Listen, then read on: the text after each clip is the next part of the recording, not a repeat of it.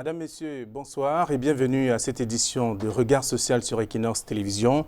Les kéroïdes et cicatrices hypertrophiques sont des noms qui ne vous disent certainement pas grand-chose, du moins pour ceux qui entendent ces noms pour la toute première fois.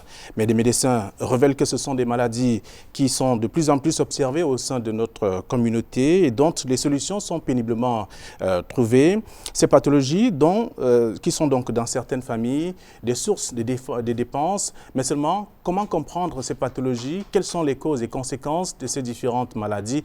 Autant de questions qui trouveront des éléments de réponse au cours de cette édition de Regard social. Ce sera en deuxième partie, mais avant, vous aurez à suivre des témoignages pathétiques des différents cas sélectionnés de façon, du moins pour permettre également de planter le décor de ces maladies que l'on retrouve donc de plus en plus au sein de notre société. Et une fois encore, Madame, Monsieur, bienvenue à tous sur Regard social.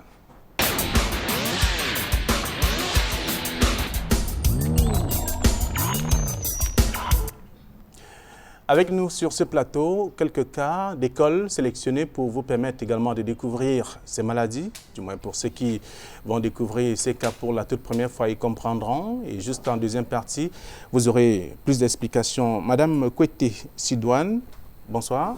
Bonsoir, monsieur. Bienvenue, vous êtes la maman de la petite Dora, qui est âgée de 4 ans. 6 ans. 6 ans déjà, voilà. Qui est malade. Oui, de quoi souffre-t-elle? Elle a eu les brûlures. On vous entend moins en fait. Elle a eu les brûlures. Le feu l'a brûlée. Oui. Qu'est-ce qui s'est passé?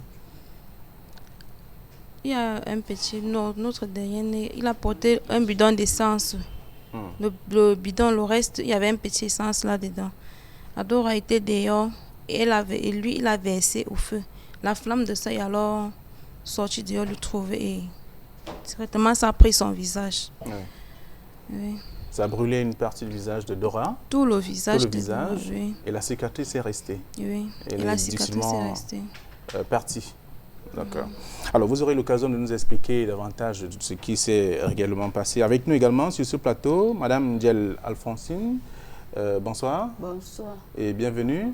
Vous êtes la maman de Bangwen. Bangwen, voilà. Bangwen. Oui. Jeanne Blanchette. Oui. Et qui est âgée de 16 ans. 16 ans. Voilà. Elle est également malade. De quoi elle souffre également? Souffre de kéloïdes. De kéloïdes. Oui. Qui a commencé depuis à l'âge presque de 12 ans, 13 ans. Quand elle faisait le cours moyen 1. Oui. Oui. Et ça a commencé avec 2 petits boutons. D'accord.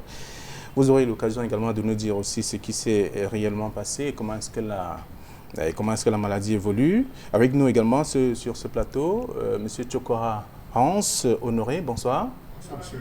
Et bienvenue. Merci. Vous ne savez pas de quoi vous souffrez? Non. Mais vous êtes malade? Oui. Qu'est-ce qu'on vous dit concrètement? Ça a commencé quand? Vous avez, à l'âge de 15 ans. Vous avez un visage carrément déformé? À l'âge de 15 ans, j'avais ça, a commencé comme un petit bouton. Et ça a évolué. Ça évoluait. On m'a mis au CHI à Yaoundé. On a fait la première opération. Même si la tête, il y avait ça sur la tête, on a opéré, la tête, c'est parti. Pour la joue, c'est parti. On a opéré, on a raté l'opération. Oui. Alors, c'est depuis 15 ans que vous êtes malade. Oui. Et vous avez perdu vos parents, ça, il faut le rappeler que vous êtes orphelin de père et de mère. Je suis né le 12 septembre 1978. Ma mère m'a mis au monde, elle a rendu l'arme directement. Mon père m'a mené à la crèche des Douala. C'est là-bas que vous avez grandi? J'ai grandi là-bas. Après, elle est venue m'amener en Djombe. Après, avec 15 ans, lui est décédé. Oui. Vous vivez en Djombe depuis plusieurs années? Plusieurs années. Chez un ami? Oui. Oui. Qui a accepté vous garder. Et en même temps, on voit bien comment la maladie ne fait que prendre de l'ampleur, malgré tout ce qui a été fait depuis, les opérations une fois, 2 fois? Une seule fois. Une seule fois. Et on ne vous a jamais dit de quoi vous souffrez concrètement? Non.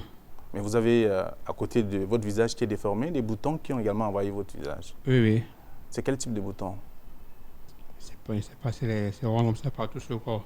Partout sur le corps, oui. en même temps. D'accord. Vous êtes avec nous également. Vous allez nous dire un peu comment est-ce que ça se comporte. Ça fait mal? Ça démange? Quand ça se passe, ça pique à l'intérieur. Si j'appuie, ça fait mal. Oui. Il n'y a pas de liquide qui sort? Non, il n'y a pas de liquide. Oui. Et qu'est-ce que vous vous dites quand vous marchez, vous sortez souvent, les gens disent quoi? Ils vous posent des questions? Quand je marche, parfois les gens se moquent de moi. Je suis elle-même à PHP en Jobé pour chercher au travail, on m'a refoulé toujours. Oui. Vous n'avez jamais travaillé? Jamais. On ne fait pas que le travail. Quand il part au travail, on refuse. Pourtant, vous êtes apte à le faire. Oui, j'ai la volonté de travailler. Vous avez la volonté, mais vous ne trouvez pas d'emploi? Je ne trouve pas d'emploi. Vous n'avez pas d'enfant jusqu'ici également, il faut le rappeler. Je n'ai pas d'enfant. Pas de femme? Pas de femme. Qu'est-ce que les femmes disent? Les femmes, ils n'ont pas envie de moi. Ils n'ont pas envie de moi. Oui.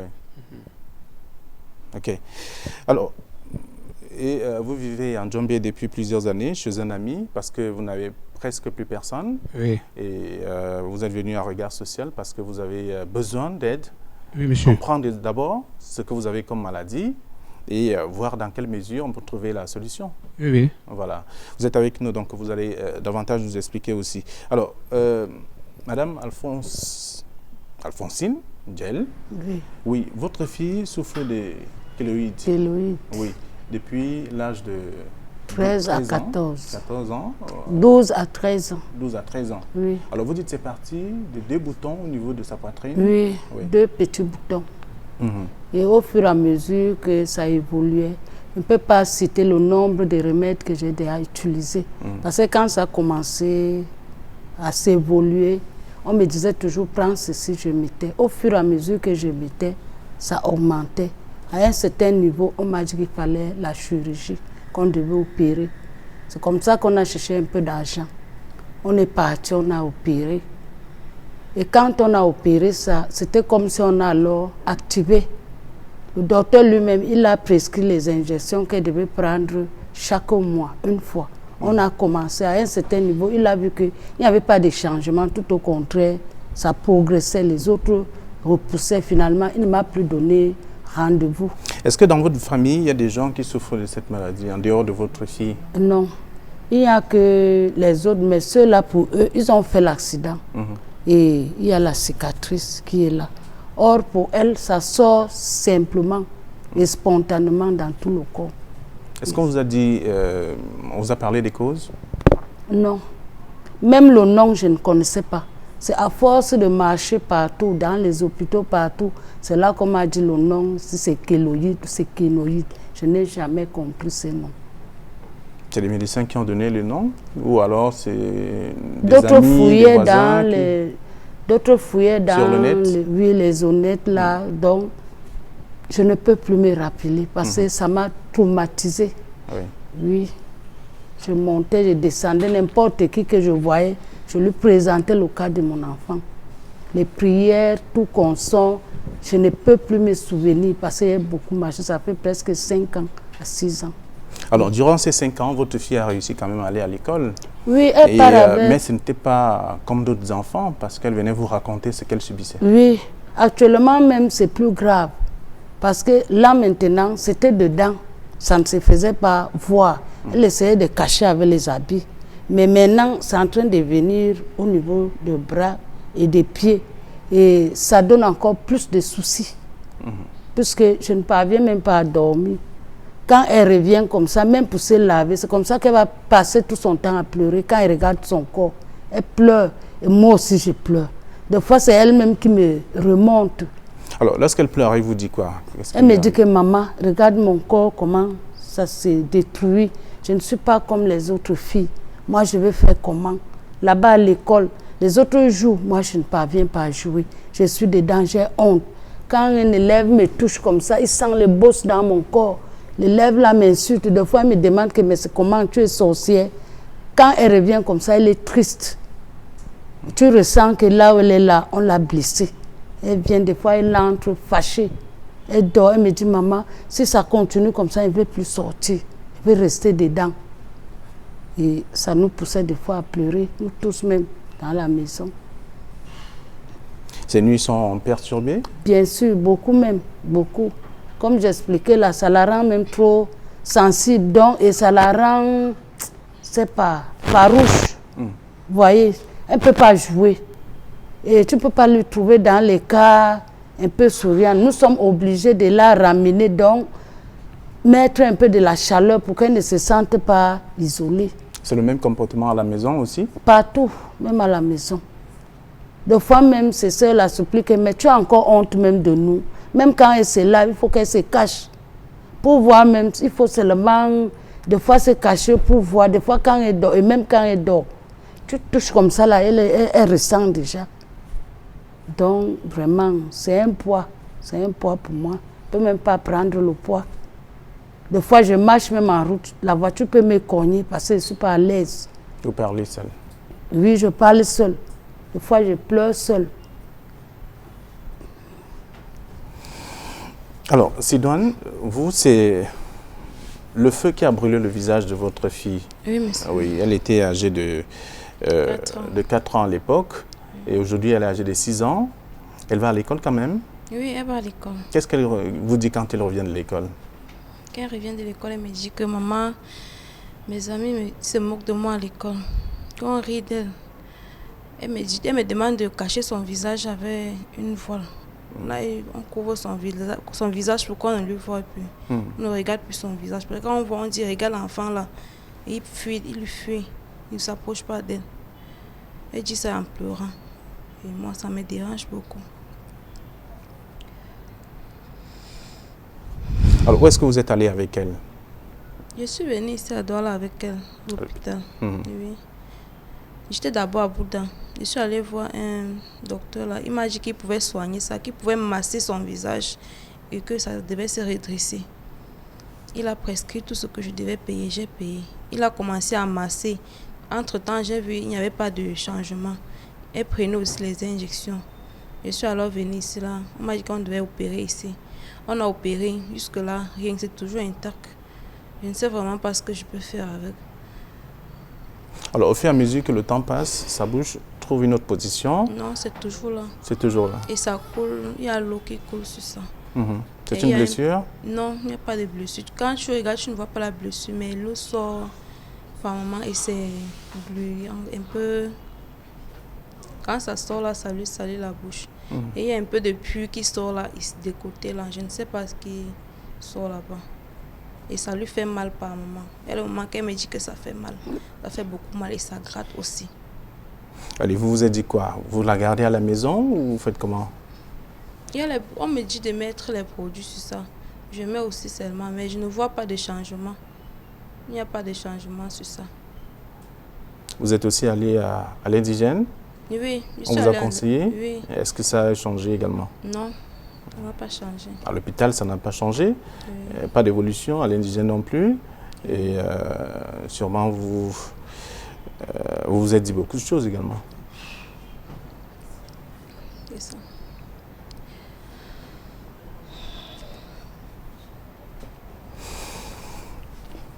Alors, Hans, toujours avec vous, et pour comprendre un peu quel est le comportement de ce que vous avez, ces boutons démangent en même temps. Ouais, ça fait des manches. Oui. Et quand ça démange, vous faites comment? Quand ça démange, ça me gratte, seulement ça me gratte.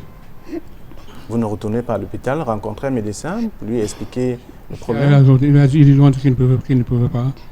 Ce qu'il ne connaît pas, c'est que la maladie là, qu'ils ne connaissent pas. Ils ne connaissent pas la maladie. Oui. Et lorsqu'ils vous ont dit ça, vous vous êtes dit quoi finalement?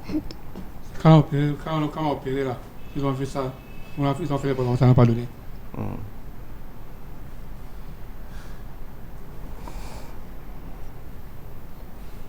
Difficile pour vous de vivre avec? C'est difficile? Et pour moi, je ne veux pas. C'est difficile pour moi. Parce que moi, je vais honte de moi. Je ne peux pas aimer derrière le miroir comme ça. Là. J'ai honte. Je peux aimer. Ça me fait trop mal. Quand je me vois comme ça.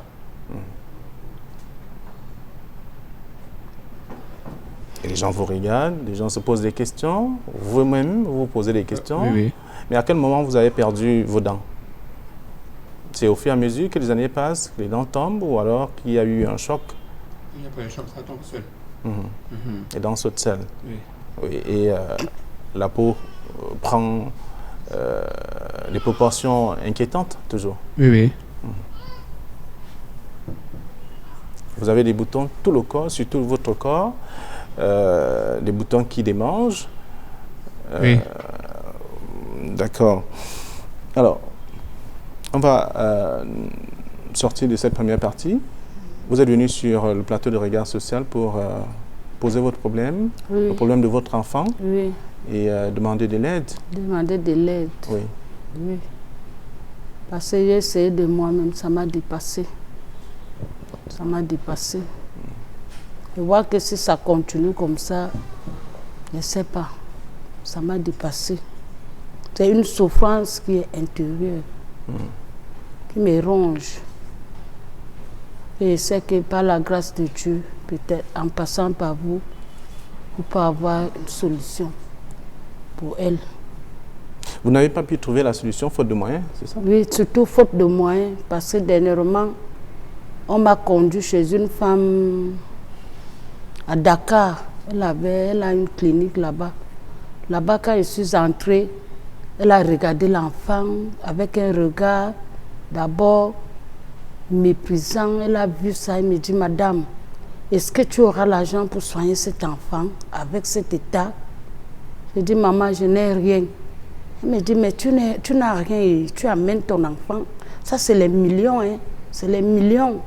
Là, présentement, la dépose-moi 1 500 000. Je croyais qu'elle blaguait, pourtant qu'elle disait la vérité. J'ai d'abord payé la consultation. Elle me dit, Madame, s'il n'y a pas 1 500 000, donc ça ne vaut pas la peine. Va te débrouiller. Si tu as même les terrains, va vendre. Je dis que je n'ai pas de terrain. Là où j'habite, même le ravin a déjà pris. Je devais te dire que viens prendre. Je vais alors faire comment? Elle me dit, va te débrouiller. Hein? Va te débrouiller. D'abord, je dis, donne-moi alors mon carnet. Elle me dit que non, elle ne me remet pas le carnet. Donc, je dois aller me débrouiller pour revenir. Je suis sortie. Jusqu'à aujourd'hui, je ne suis plus partie. Et dans d'autres endroits, même, c'est comme ça, faute de moyens. De moyens. D'autres me disaient... Est-ce que la famille n'a pas cotisé? Vous n'avez pas contacté les frères et sœurs? Non, pas. Non. Je ne vois pas. Je ne vois pas. J'ai essayé les petits moyens qu'on collectionnait. Des fois, on partait chez d'autres gens qui nous proposaient qu'on peut faire ceci. On paye. Ça n'aboutit à rien. Comme l'opération, on a cotisé un peu d'argent. On nous avait demandé 100 000 à l'époque. C'était encore les 2 boutons. On a essayé de collectionner. On est parti. Ça n'a rien donné. D'autres, on payait par mois. Il y a un autre traitant qui nous a dit chaque fin du mois, on devait lui verser 10 000. Il faisait les produits avec l'aloe vera. Je devais lui frotter ça, tout le corps. Elle se lavait avec. On a commencé à payer. À un certain niveau, on a vu que ça ne faisait rien. On a abandonné. Et finalement, les derniers temps-ci, mes enfants et nous, tous, on a dit qu'on est déjà fatigués. On est fatigués. Même les prières, on partait. On priait, les enfants de Dieu aussi priaient, mais c'est là où j'ai dit que comme je regarde l'émission, j'ai dit que je vais aussi apporter mon cas. Je vais aussi apporter. Je sais que par la grâce de Dieu, il y aura quelque chose. Ok. Alors, Sidoine, vous avez sûrement un vœu pour votre fille. Oui. Elle est âgée simplement de 6 ans. Elle doit grandir et vivre comme d'autres enfants aussi. C'est ça. J'ai un vœu pour elle. Je souhaite juste que son bouche se rétrécisse. C'est tout ce que je veux. Quand elle s'est mise dans le miroir, je vois comment elle est triste. Quand elle se regarde là, souvent quand je suis en train de me maquiller, elle regarde. Tu vois comment elle est triste. Quand elle prend le miroir, elle regarde sa face, elle est triste. Tu vois comment elle devient pâle un genre.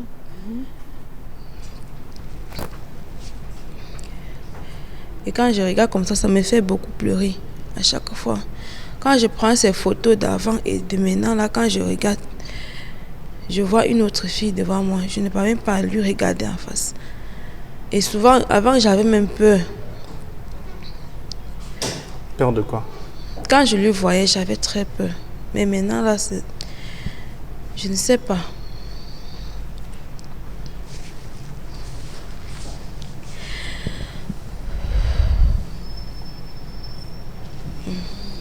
Peur de voir qu'elle ne sera pas comme d'autres enfants, ou alors qu'on ne trouvera pas de solution à son problème. C'est tout ça? Oui, quand je vois, on a déjà, tout ce que j'ai déjà fait, je vois sa face est toujours pareille. Et quand tu vois aussi ses soeurs sont en train de jouer, elle est aussi là en train de jouer, mais tu vois qu'elle n'est pas vraiment dégagée comme eux. Parce que sa face, surtout quand elle se mit, c'est là où elle est vraiment triste.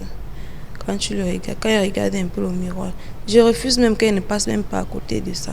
Parce que quand elle passe à côté, tu vois comment elle devient malade. Je me demande qu'à l'avenir, ça va se passer comment quand elle sera avec ses copines. C'est ça qui me rend aussi plus triste. Et où est son papa? Qu'est-ce qu'il dit? Son papa m'a abandonné depuis, ça fait très longtemps, quand elle avait l'âge de 2 ans. Il est parti, je ne sais où. C'était avant l'accident? Oui, c'était avant l'accident. Elle n'avait pas encore eu l'accident. Il n'a jamais demandé. Je suis toujours là avec mes parents sur ça. Alors, lorsqu'il y a eu cet accident, vous ne l'avez pas appelé pour lui dire que Je n'ai l'enfant... pas son contact. Je n'ai pas son contact. Et comment vous faites pour vivre avec elle? Vous ne travaillez pas? Oui, je ne travaille pas. Je vis avec mes parents, comme je vous ai dit l'autre jour. Je vis chez nous, avec mes parents. Ça devient une double charge. Les parents doivent s'occuper de vous et de votre fille. Je vais faire comment? C'est pas lourd pour eux? Ils ne s'inquiètent pas? Ils s'inquiètent, mais je ne sais pas. Je vais faire comment? Ils se sont débrouillés que j'apprenne le travail. Et je suis en train d'apprendre ça là-bas à Bouddha. Vous apprenez quoi? La coiffure. La coiffure. Et vous en sortez déjà? Non, pas encore. D'accord. Alors, vous souhaitez qu'on trouve la solution au problème de votre enfant? C'est pour ça que vous êtes venu à l'égard social? Oui, monsieur. C'est pour ça que je suis là. Que les hommes de bonne volonté puissent m'aider. Avec le visage de cet enfant, il a beaucoup souffert sur elle. Tout ce temps, je ne suis plus allée à l'hôpital parce que je n'ai même plus rien. Je ne contacte. J'ai dit que je vais moi rester comme ça là. Parce que j'ai déjà trop souffert sur elle.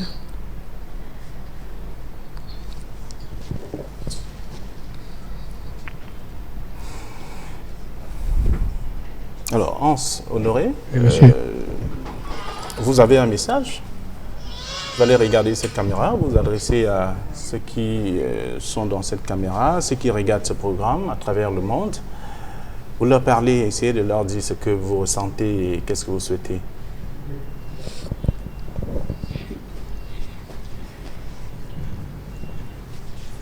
Et si les hommes de bonne volonté puissent m'aider pour ma santé, que je puisse guérir. Je vous pardonne seulement. J'ai trop souffert, ce maladie me fait trop mal au cœur. Je veux sécher comme d'autres hommes pour avoir pas de famille. J'ai un pardon seulement, je veux ma guérison. C'est marié sur moi, je suis pas à l'aise. Un peu. Pas n'importe quel chercher n'importe quel travail. Il n'y a pas un me refuse toujours. Je cherche n'importe quelle femme, il refuse toujours. Il n'y a pas de rien. Il n'y a pas de moyens pour faire ma guérison. Il n'y a pas de famille. Je suis venu ici aujourd'hui parce que les hommes de bonne volonté m'aident. Ils me prient beaucoup. Mais il faut vivre au quotidien, il faut manger, il faut dormir. Vous êtes toujours chez votre ami, vous n'allez pas vous éterniser là-bas. Je suis chez mon ami. Un emploi, par exemple. Il y a chez lui, mais il m'aide. Il fait souvent un petit job pour survivre. D'accord. Alors, nous allons nous séparer. Alphonsine, vous l'avez déjà évoqué, vous avez demandé qu'on vous accompagne, qu'on vous aide à prendre en charge jeune Blanchette, qui est votre fille, qui est malade et qui souffre des chloroïdes. Et ça fait plusieurs années aujourd'hui, près de 5 ans déjà. Oui. Parce qu'elle ne se sent pas bien. Elle peine à aller à l'école en même temps. Elle est stigmatisée par ses camarades qui lui posent beaucoup de questions et qui s'éloignent d'elle au fur et à mesure que son corps est envahi par ces boules qui naissent au quotidien. Cause même de sa maladie, ses sœurs ne fréquentent plus. Cause de ça. Ne fréquente pas. Sa sœur, vers le niveau de bac, depuis aussi, elle est à la maison, son frère, tout le monde, nous sommes là. À cause de ça. D'accord. Merci d'être venu. La grande enquête de ce soir, de cette autre édition de Regard Social, nous conduit justement à découvrir le quotidien de Jeanne Blanchette et ses parents dans une bourgade de l'arrondissement de Douala 3e. C'est un village, le village Lokdiek, ça s'appelle Lokndengue, voilà. C'est à la pénétrante est de la ville de Douala. Vous aurez l'occasion de découvrir l'environnement et voir comment est-ce que cette famille vit au quotidien. Difficile justement de vivre avec deux problèmes donc, dans cette famille. Il y a non seulement la maladie de l'enfant, et en même temps, il y a érosion, un ravin qui prend de plus en plus de proportions inquiétantes dans cette partie de la ville, dans cette partie du village également. Donc vous avez la possibilité de suivre ce reportage qui a été réalisé avec la caméra de l'infatigable Samuel Tchoufa, le chef opérateur de Regard Social. Et juste après, nous allons accueillir nos experts pour davantage d'explications sur ces différentes pathologies.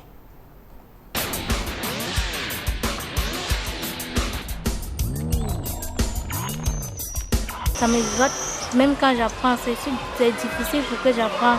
Et je ne retiens pas plus les leçons parce que c'est toi encore de me gratter. Je fais souvent les mouvements avec les mains sur les habits. Et j'ai même honte même quand je fais ça, mais je suis obligée de faire ça parce que ça me gratte. Que même quand je marche, je suis obligée de marcher pour arriver à la maison, pour rentrer, pour me gratter. Même en route, je suis toujours en train de me gratter. Et je me sens mal à l'aise. On est obligé de s'abriter à l'ombre comme ça quand on rentre de l'hôpital. Et elle se sent mal à l'aise, ça gratte, ça chauffe, elle est étouffée comme elle porte les habits. Il faut que je m'arrête un peu là où il y a l'ombre. Jeanne Blanchette a pratiquement tout son corps envahi des boules multiformes, ce qui est désormais un frein pour son éducation scolaire.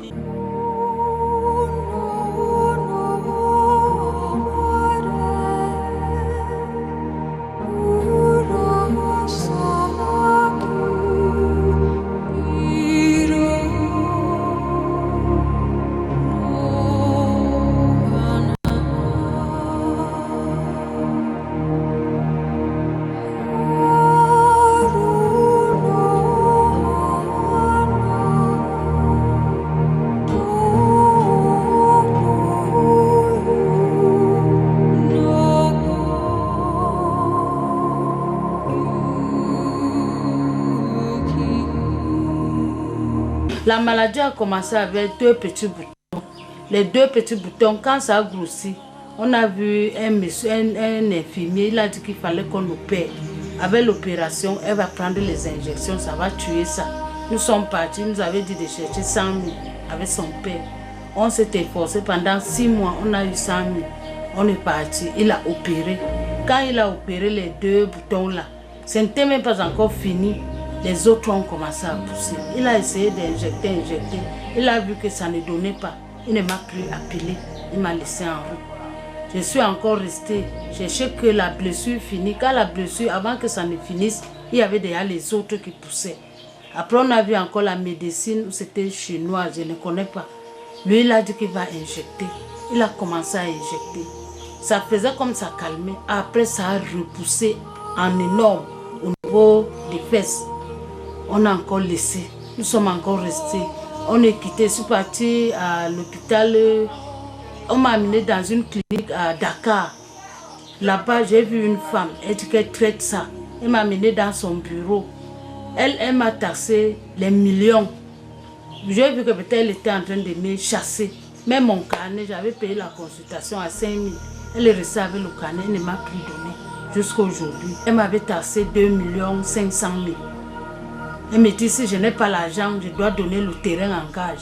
Je lui ai dit que le terrain, je ne suis pas dans un bon terrain. Le ravin a déjà avalé mon terrain. Je vais alors te donner quel terrain. Elle ne m'a plus appelé. Même mon carnet est resté là-bas. Je suis sortie. Je montais, je descendais. C'est après ça, je suis partie à l'hôpital général. Là-bas, la femme là m'a proposé les injections avec une somme. J'ai dit que maman, je n'ai pas l'argent. Je vais faire comment? Elle me dit que non, va te débrouiller. C'est comme ça que je suis sortie. Avant d'aller à l'hôpital général, je commençais à aller n'importe où. Les boîtes, c'était comme le jus. Elle m'a dit que ça lutte contre la maladie intérieurement. J'ai payé même plus de 5 boîtes comme ça. L'enfant a bu. Je n'ai pas vu l'efficacité. Ici, je suis partie chez un prophète, un homme de Dieu. Lui m'a dit de payer l'huile d'olive. J'ai payé comme ça, peut-être c'était 2 litres. L'enfant devait boire et la oindre. J'ai utilisé. Il n'y a pas eu d'effet. Je suis partie encore chez l'autre. Elle composait ici, là. Les petites boîtes ici que vous voyez. Il y avait les choses là comme la terre rouge. Je devais toujours oindre sur l'enfant. Même comme ça n'allait pas. Ça fait comme ça calme. Après quand ça reprend avec force. Et les autres boutons vont sortir. Il n'a plus su, ça sort partout. Maintenant ce qui est grave, c'est déjà au pied, partout, aux mains. Ici c'était la pommade aussi, c'était comme la pommade pour les dents, on brosse même les dents avec. Mais elle m'a dit que ça soigne ça. J'ai payé une pommade comme ça, coûtait 5 000, j'ai payé. J'ai mis partout sur le corps de l'enfant. Une pommade comme ça partait même 2 jours, c'est déjà fini. Parce que les boutons sont beaucoup sur le corps de l'enfant. J'ai essayé, rien. Dans la recherche de la solution à son problème, la maman de Jeanne Blanchette a parfois été soumise à des pratiques pas du tout faciles. Il fallait que je trouve la grenouille. Quand le type m'a dit de chercher la grenouille, j'ai fouillé la grenouille. Moi, je ne suis pas là où c'est humide. J'étais obligée de mettre mes enfants jusqu'au marécage. C'est là-bas qu'on a trouvé la grenouille, peut-être à 1 mois, 2 mois même. Et pour arrêter ça, j'avais même peur. Mais à cause de la maladie, j'étais obligée d'arrêter. Et l'enfant avait peur. Il fallait qu'elle dorme pour que je la frotte ça. Elle sursautait. Et ça l'a déjà rendue sensible. Elle ne dort pas bien. Quand tu la touches comme ça, elle sursaute. Et j'ai essayé ça. J'ai vu qu'elle avait même peur. J'ai encore laissé. On m'a dit de chercher l'escargot noir. J'ai encore cherché ça. Pour chercher ça, ce n'était pas aussi facile. Il fallait, comme il pleut, il fallait là où il y a les pourritures pour trouver l'escargot. Là, c'est noir. C'est petit comme ça, là, ça rampe. J'ai trouvé quelques. Il fallait ça beaucoup. Je ne pouvais pas trouver ça beaucoup. J'ai pris le peu que j'ai trouvé. J'ai essayé de faire, même comme ça. Un monsieur m'a encore dit l'aloe vera. J'ai fait ça, une boîte, le liquide de ça. Tout au contraire, quand il mettait encore l'aloe vera, là, ça augmentait. Elle l'a fait gratter. Parce que quand il fallait mettre le liquide aloe vera, là, ça la faisait encore plus gratter. J'ai encore laissé. Toutes ces propositions n'ont pas solutionné la maladie de la petite qui, selon sa mère, est la source de l'épuisement des finances de la famille. Ses sœurs aînées, dépassées par la maladie dont les origines restent méconnues, se contentent simplement de lui remonter le moral. Je lui donne souvent le conseil que c'est la maladie comme toutes les autres maladies.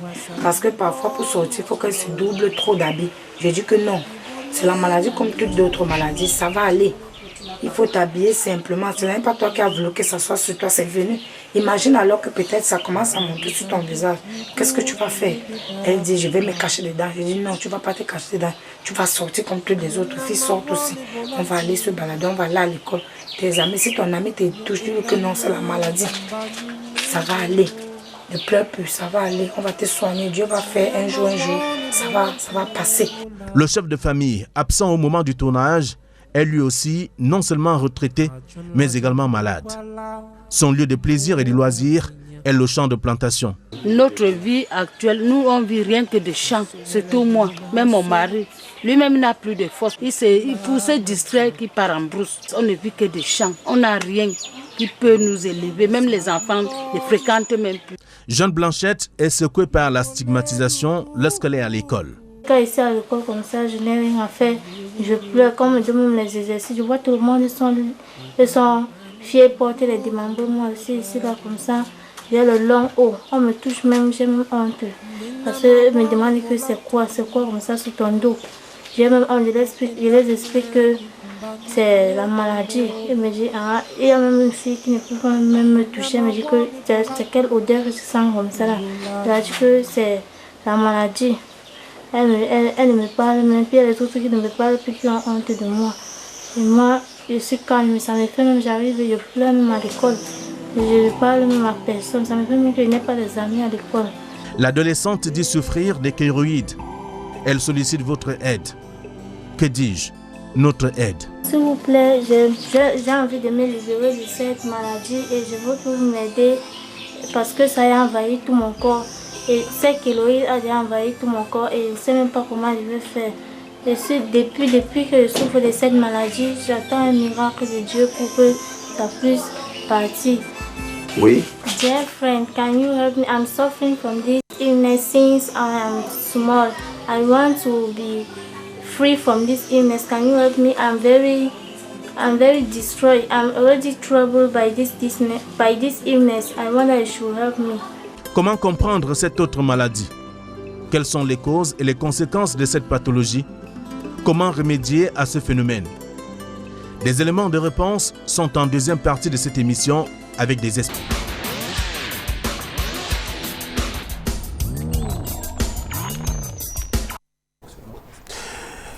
Et voilà, c'est le quotidien de Jeanne Blanchette et ses parents. Vous avez suivi le reportage qui vous a situé sur les difficultés que rencontre cette famille. Non seulement il y a la maladie, il y a également ce ravin qui continue donc de menacer en tout cas de destruction leur domicile, de détruire leur domicile. Vous voyez, vous avez également regardé les images qui ont été réalisées avec la caméra du chef opérateur Samuel Tchoufa. Alors sur ce plateau avec nous, comme expert, nous avons Dr Alain Patrice Meledi. Bonsoir. Bonsoir Fabien. Vous avez votre micro, vous l'avez oublié. Bonsoir Fabien. Bonsoir et bienvenue. Vous êtes spécialiste des maladies de la peau et des infections. Sexuellement transmissibles. Sexuellement transmissibles, ça s'appelle...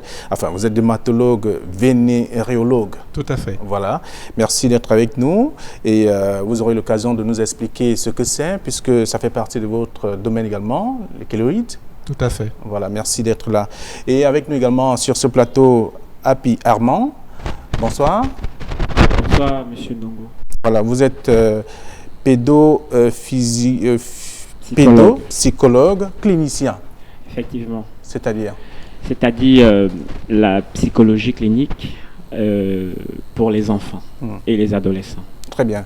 Et puisqu'il y a des adolescents également dans ce programme et surtout dans le reportage, vous avez suivi aussi, ce sont des enfants et des familles qui sont touchés psychologiquement.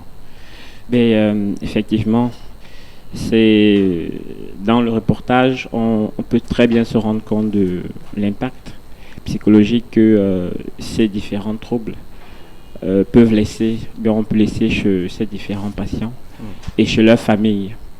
Donc, je crois qu'au fil de cet entretien, de cette émission, on va davantage comprendre les mécanismes, comment tout cela se construit. Très bien. Merci d'avoir accepté notre invitation. Docteur Tchatchoua Pierre est avec nous. Bonsoir. Bonsoir Flavien. Oui, vous êtes le doyen, c'est pour ça que je vais réserver le meilleur pour la fin. Vous êtes également spécialiste en chirurgie générale, l'un des chirurgiens de la première heure au Cameroun. Disons que je suis doyen par l'âge et non pas par la compétence. Mais ce qui est certain, c'est que je suis d'abord médecin. Oui. Médecin généraliste avant d'être spécialiste. Oui. Dans les maladies du corps humain, nous sommes passés par la formation dans ce domaine avant d'arriver au couteau. Oui. Donc aujourd'hui, voyez-vous, on parle des cas, on parle des kéroïdes et bien sûr des cicatrices hypertrophiques que vous avez suivi d'abord les témoignages sur ce plateau et en plus dans le reportage. Qu'est-ce que ça a suscité en vous? Je commence d'abord par dire à tous les assistants, bonne année, même si l'année n'est pas bonne pour la famille qui souffre. La vie ne s'arrête pas en cours de chemin, il y a du chemin encore à parcourir, en bien ou en mal, c'est la vie. Et je dirais particulièrement bonsoir au petit enfant qui est là derrière, parce que moi-même je l'ai eu à suivre. Et s'il faut que j'entre directement dans le sujet, je voudrais qu'on définisse d'abord ce que c'est que les kéloïdes. Justement. Si vous voulez que je le définisse, allez-y. Ou bien les confrères peuvent définir. Chacun des Parce qu'il faut d'abord bien situer le problème avant d'en commenter et de chercher des solutions. En fait, selon la description universellement connue, les kéloïdes surviennent toujours après un traumatisme. Je suis très surpris de voir 2 cas ici que nous avons appelés kéloïdes. Parce que la définition, c'est les blessures qui ont mal cicatrisé. Et les tissus de cicatrisation ont travaillé plus qu'il n'en fallait. Le collagène particulièrement, qui pour réparer les dégâts du corps ont dépassé, le collagène a dépassé la juste mesure. Et les tissus continuent à se développer, s'épaissir et peuvent devenir parfois pendants sur le corps. Il ne faut pas confondre ça non plus avec ce qu'on appelle les cicatrices rétractiles, comme ce que la petite a. Et le problème de monsieur qu'on a vu ici, avec la masse, ça fait une grande différence. Mais le cas de cet enfant, si c'est un problème de vrai kéloïde, mais alors comment comprendre que ces kéloïdes envahissent tout le corps et surtout surviennent sans qu'il y ait traumatisme? Parce qu'il peut y avoir anguille sous roche. On peut croire à une chose qu'on voit des yeux, mais la cause est encore profonde, en dedans. C'est pour ça que je dis qu'il faut bien constituer le problème clairement. Il n'y a pas de kéloïde sans traumatisme préalable. Très bien. Alors, je voudrais rester avec vous, docteur Alain Meledi, pour comprendre aussi ce que c'est, puisqu'il y a plusieurs cas qui sont évoqués. On a parlé des kéloïdes, avec également des cicatrices hypertrophiques. Oui, il faut d'abord voir de quoi il s'agit. Pour ce qui est de la petite fille ou pour ce qui est des enfants, le diagnostic de kéloïde est certain. À coup sûr, ce sont des kéloïdes. On va revenir éventuellement tout à l'heure sur leur mécanisme de développement. Par contre, pour ce qui est du monsieur adulte, il ne s'agit absolument pas de kéloïde. C'est une autre maladie, en termes techniques, que nous appelons la neurofibromatose, probablement de type 1. Recklinghausen. Oui. Ou encore appelée maladie de Recklinghausen.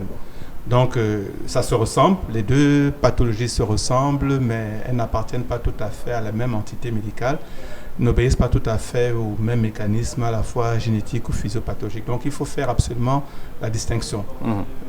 L'adulte qui nous est présenté sur le plateau aussi souffre d'une maladie de Recklinghausen ou neurofibromatose de type 1, tandis que les enfants souffrent de kéloïdes. Et effectivement, les kéloïdes sont définis habituellement comme un processus de cicatrisation de mauvaise qualité, habituellement.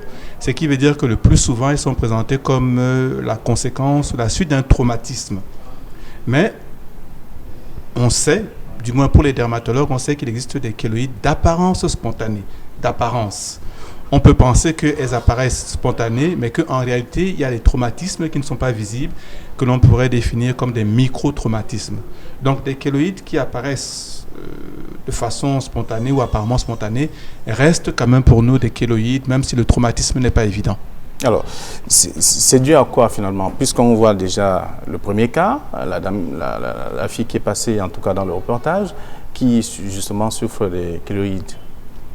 Alors, la cause exacte, elle est difficile à déterminer ou à identifier. Il y a certainement ce qu'on pourrait appeler un facteur génétique.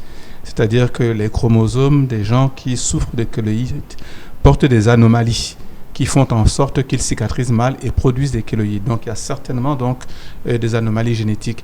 Et il y a aussi des circonstances de la vie. Comme disait mon collègue, le traumatisme est une circonstance importante. Donc, le traumatisme fait partie des étiologies ou des explications des kéloïdes. Et enfin, il y a un processus qui se passe au niveau de la peau qui n'est pas très bien maîtrisé, pour lequel on peut dire que la cicatrisation va au-delà du terme programmé ou au-delà du terme prévu. Pourquoi? Ce n'est pas très bien connu, mais c'est ce qui se passe de façon pratique. Ça va au-delà du terme prévu, ça ne s'arrête pas. Mais ça finit quand même par s'arrêter à un certain moment. C'est pour ça que les kéloïdes sont aussi définis comme des tumeurs bénignes, à l'opposé des cancers. Alors, on va comprendre le fonctionnement un peu des kéloïdes.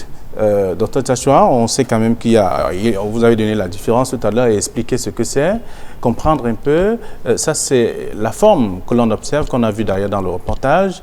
Il y a d'autres kéloïdes qui naissent après un traumatisme de la peau.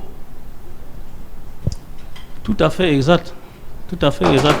Pour nous, les chirurgiens, la plupart des kéloïdes que nous voyons sont toujours les conséquences d'un traumatisme, soit même bénin, comme par exemple quelqu'un qui est sur une moto, il tombe, il fait des éraflures, on soigne les éraflures, après quelque temps, la peau devient noire, comme une bonne cicatrisation, et après, ça commence à gonfler, ça commence à faire des traits visibles, et ainsi de suite. Et après le temps, ça s'épaissit et ça augmente de taille. Il y a même une forme de kéloïde qui est souvent difficile à soigner aussi, parce que les kéloïdes, ce n'est pas tout qui est soignable. C'est les kéloïdes qui proviennent des infections à répétition chez certaines personnes qui ont le comédon derrière la nuque. C'est des harnais qui se développent et ça s'infecte. Et avec le temps, ça commence à gonfler, à augmenter de taille. Parfois, ça fait un gros placard derrière la nuque. Et c'est une situation très difficile à gérer.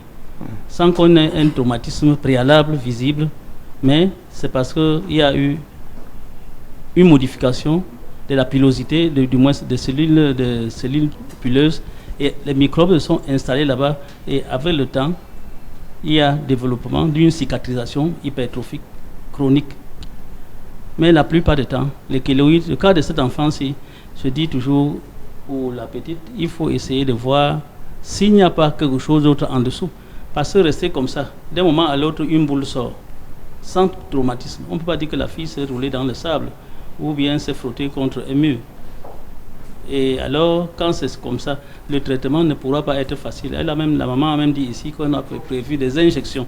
Faire des injections de corticoïdes à cet enfant, si elle va mourir de complications de corticoïdes sans avoir trouvé de guérison, la solution n'est pas vraiment si simple. Mais il est mieux qu'on puisse chercher profondément autre chose qui entretient cette situation. Je crois qu'on a vu ici une de ses sœurs qui était à côté d'elle, si je ne me trompe pas. Elle est de la même fratrie que l'autre. Et par contre, celle-là n'a aucun problème. C'est vraiment bizarre. Si c'était un truc vraiment congénital, héréditaire, on devait avoir plusieurs dans la famille. Je crois que la maman n'en a pas vu d'autres en dehors de ça. Donc il faut chercher. Ça peut être une maladie qui est cachée en dedans et qui entretient, qui développe et qui entretient cette situation. Et il faut agir vite parce que le corps de l'enfant est déjà tellement envahi qu'on ne peut pas dire que par la chirurgie, on fera quelque chose là-dessus. Oui, Armand Api, vous avez écouté les explications de Dr Meledi et Dr Tchachua sur cette question. Il y a plusieurs cas, il y a 3 cas en fait qui sont proposés ce soir, mais seulement on comprend que tous ces cas ont, je voudrais dire, un dénominateur commun, la souffrance. Mais, effectivement, dans les 3 cas qui sont présentés, on se retrouve en plein dans ce qu'on appelle la psychologie corporelle.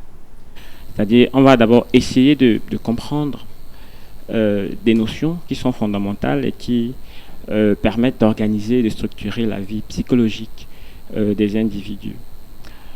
Commençons par une notion fondamentale qui s'appelle le schéma corporel, c'est-à-dire la capacité qu'a la personne de connaître son corps sur le plan physique, la tête, le pied, les mains, la capacité qu'a la personne de pouvoir recevoir des informations interoceptives, proprioceptives ou bien extéroceptives, par exemple.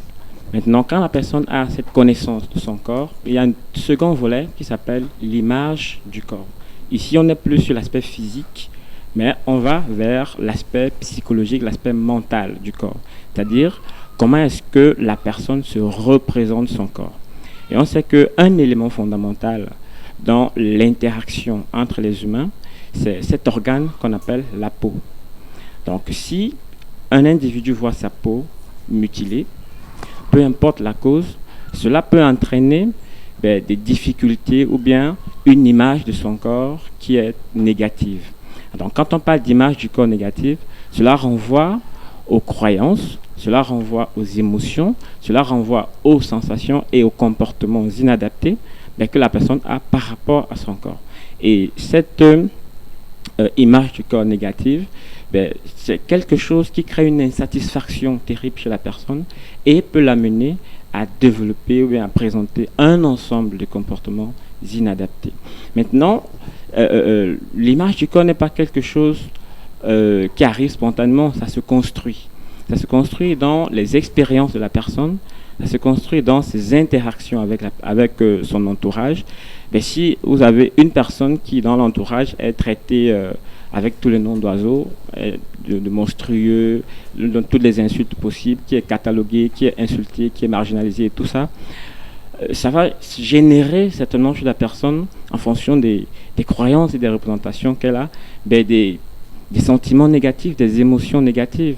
Et c'est tous ces éléments mis ensemble qui permettent de construire cette image de la personne et qui peuvent, si elles sont négatives, ou bien si elle est négative autant pour moi, déboucher sur des comportements, des sentiments dysfonctionnels et inadaptés. Alors, on a écouté les uns les autres tout à l'heure, ceux qui disaient qu'en regardant dans la glace, c'était pas facile, c'est horrible. C'est ce que ça voudrait dire finalement. Effectivement, parce que quand la personne se regarde dans la glace, elle a une image d'elle, et cette image qu'elle a d'elle ne correspond pas avec l'image idéale qu'elle aurait voulu avoir.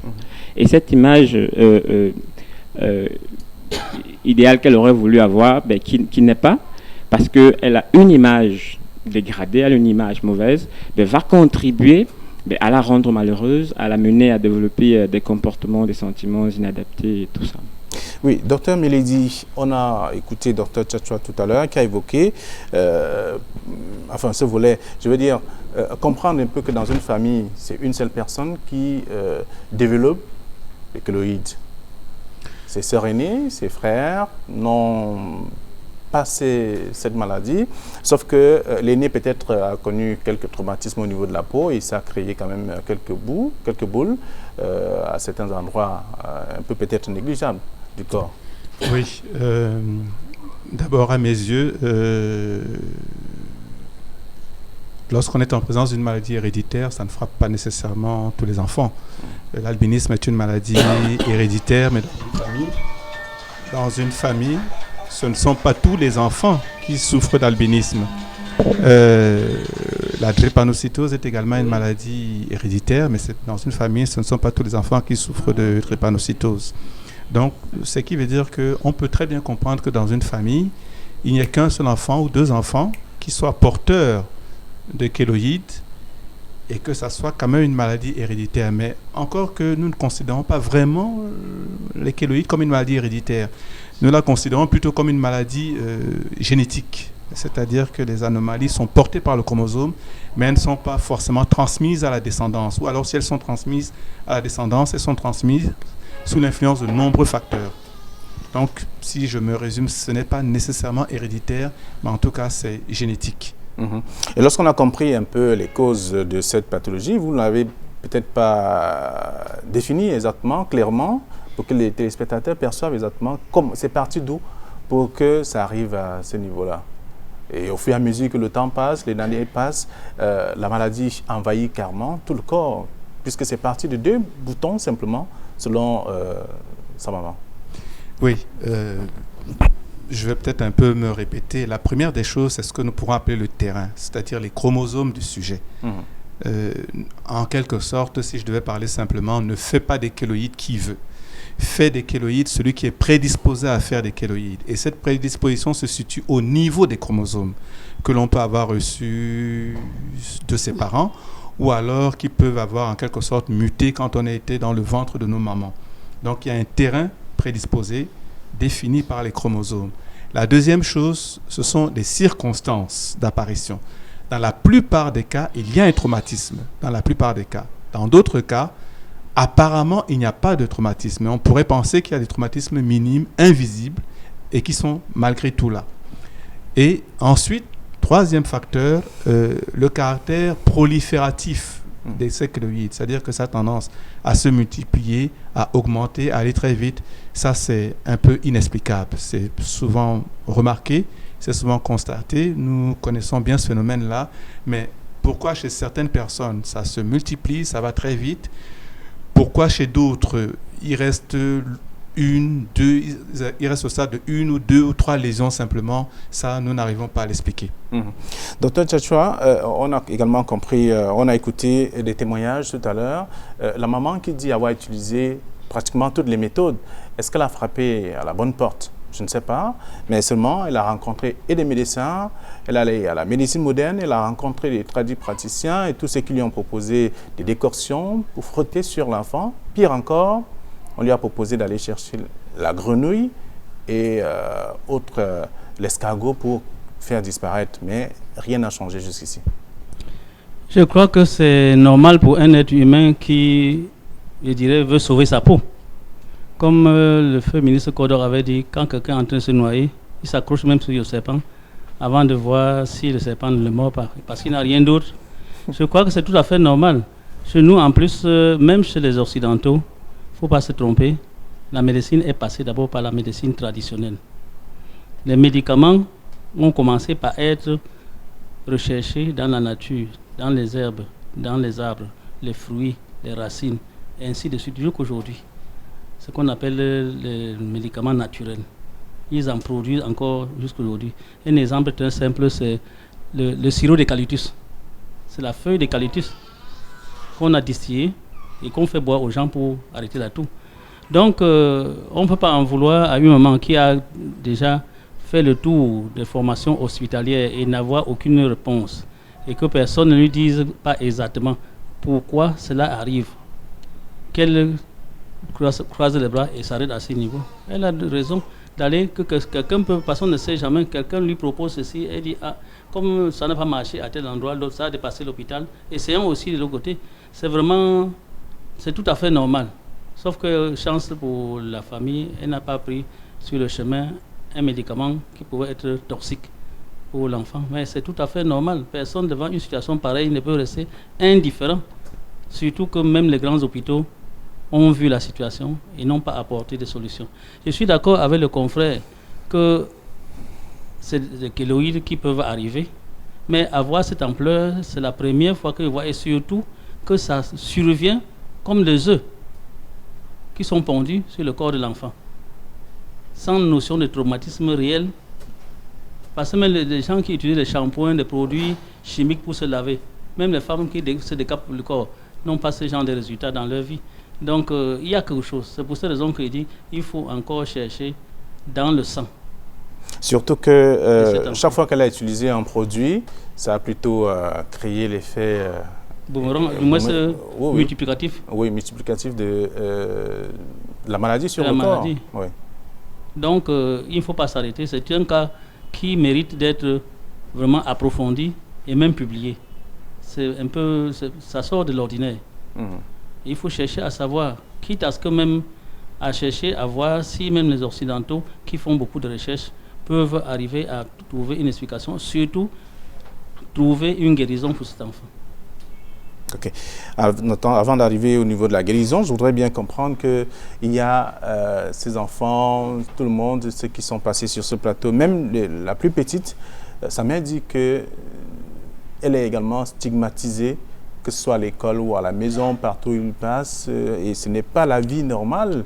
Vous l'avez évoqué en partie également, et aussi avec ce phénomène de stigmatisation, on comprend que ça retarde toutes ces personnes qui sont malades aujourd'hui. Oui, évidemment. On sait tous que l'être humain est par essence un être sociable. Si vous entrez dans une relation avec les autres et qu'eux, ils vous rejettent, comment est-ce que vous percevez? Si vous allez en classe et que vos propres camarades se moquent de vous, passent le temps à produire des railleries à votre endroit, comment est-ce que vous vous sentez?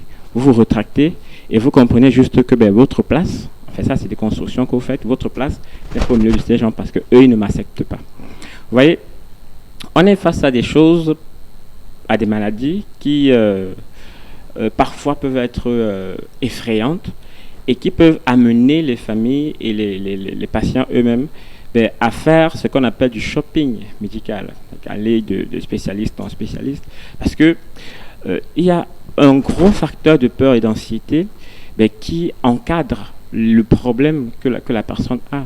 Et il y a plein de questions qui sont posées et parfois sans réponse. Et c'est l'absence de réponse à ces questions qui pousse les gens parfois à faire le tour des spécialistes. Tenez par exemple, nous on appelle ça souvent des foyers d'anxiété. Vous voyez, quelqu'un va se dire, mais qu'est-ce que j'ai? Première question, il n'a pas de réponse à ça. Comment ça s'appelle? Il n'a pas non plus de réponse à ça. Est-ce que ça se soigne? Est-ce qu'on en guérit? Et prenons le cas du monsieur. Est-ce qu'un jour les filles vont m'accepter? Est-ce que je vais me marier? Est-ce que j'aurai une famille? Vous voyez, c'est autant de questions qui sont posées et qui ne donnent pas de réponse, ou bien dont les réponses ne sont pas disponibles, mais qui font à ce que la personne reste dans ce qu'on appelle l'inconnu. Et tout ce qui est inconnu fait peur. Donc plus la personne reste dans l'inconnu, plus elle a peur, et plus les complications sur le plan émotionnel, sur le plan psychologique, s'accentuent. Par exemple, la personne va décider à un moment de dire, ok, si les gens ne m'acceptent pas dans la relation, autant mieux ne plus prendre soin de moi. Par exemple, la personne ne va plus prendre soin de son corps, autant mieux simplement ne plus aller dans la relation sociale, donc rester chez moi tranquillement, comme la jeune fille disait.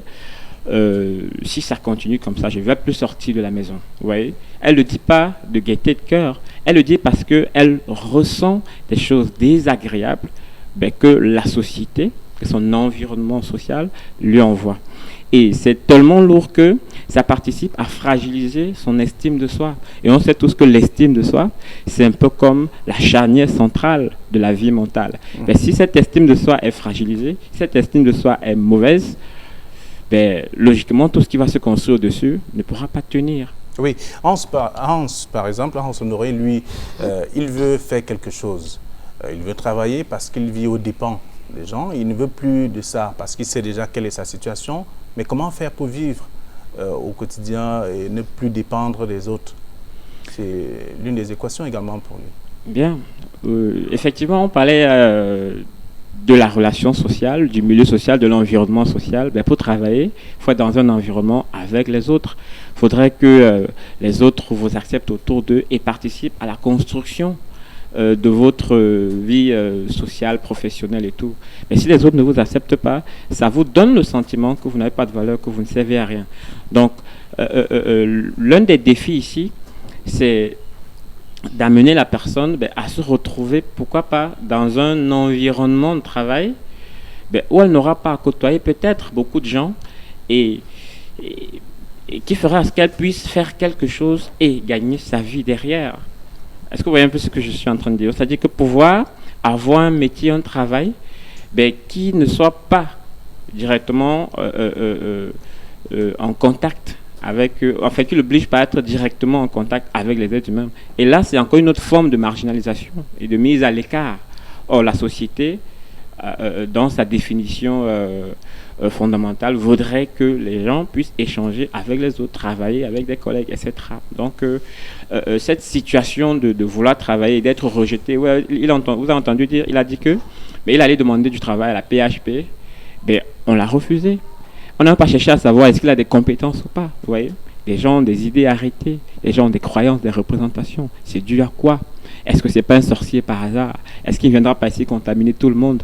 Et ce sont des questions qui font peur. On n'a pas de réponse à ça, on ne sait pas. Et on va prendre de risques. Et ça fait que l'autre sera mis de côté tout simplement et abandonné, ignoré. Et ça, c'est... Ajouter quelque chose là-dessus parce que oui. Votre micro. Ce qu'il dit, c'est très pertinent. Parce qu'il y a une maladie là d'ailleurs qu'on appelle le sida. Le fait qu'on ait dit qu'il ne faut pas marginaliser celui qui est sidéen du point de vue acquisition d'emploi. On peut lui donner un emploi, mais son statut psychologique ne changera pas.